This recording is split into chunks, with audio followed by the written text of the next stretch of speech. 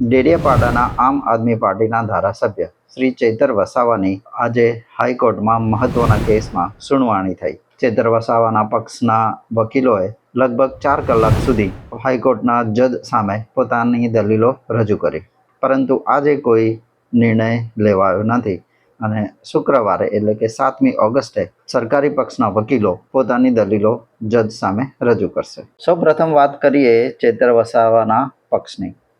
વકીલોએ કોર્ટમાં દલીલ કરી કે કેસમાં જે ગંભીર આરોપ મૂકવામાં આવ્યા છે તેના પૂરતા પુરાવા રજૂ કરવામાં આવ્યા નથી. તેમનો દાવો હતો, ફાયરિંગની વાત કરવામાં આવે છે, પરંતુ હથિયાર ક્યાં છે? ફોરેન્સિક પુરાવા ક્યાં છે? FSL રિપોર્ટ ક્યાં છે? બેલેસ્ટિક રિપોર્ટ અથવા અન્ય વૈજ્ઞાનિક પુરાવા રજૂ થયા નથી.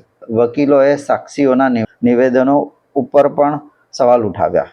તેમણે કહ્યું કે ઘણા નિવેદનોમાં વિરોધાભાસ જોવા મળે છે.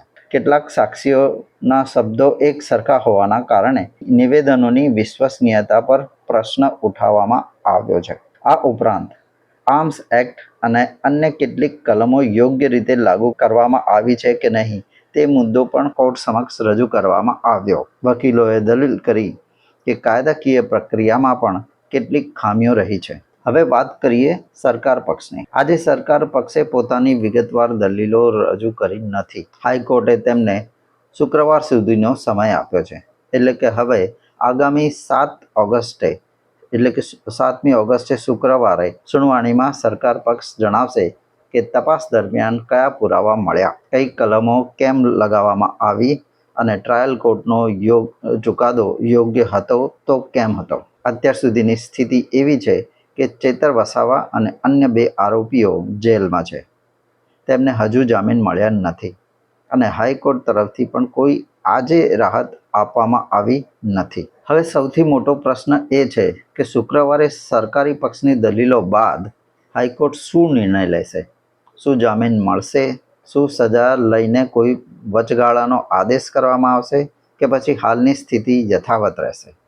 મિત્રો, અંતિમ નિર્ણય તો હાઈકોર્ટનો જ રહેશે. બંને પક્ષોની દલીલો સાંભળ્યા પછી કોર્ટ શું નિર્ણય લેશે એ તો હવે આપણે જોવાનું જ છે. આગળ શું કાર્યવાહી થાય છે, શું કોર્ટનો નિર્ણય આવે છે, ચેતર વસાવા અને તેમના સાથે બીજા 2 ખેડૂતોને જામીન મળે છે કે કેમ, કે પછી તારીખ લંબાવવામાં આવે છે. તમારા મત પ્રમાણે કોર્ટનો શું નિર્ણય આવશે? કારણ કે હજી બીજા પક્ષની વાત સાંભળવાની બાકી છે. તમને શું લાગે છે ચેતર વસાવાના કેસમાં શું થશે? જો તમને આ વિડીયો અને એનાલિસિસ મારું ગમ્યું હોય તો વિડીયોને લાઈક કરો, શેર કરો અને ચેનલને સબસ્ક્રાઈબ કરો. આ વિડીયોમાં ફક્ત આટલું જ. મળીએ છીએ આવતા વિડીયોમાં. ત્યાં સુધી જય શ્રી કૃષ્ણ.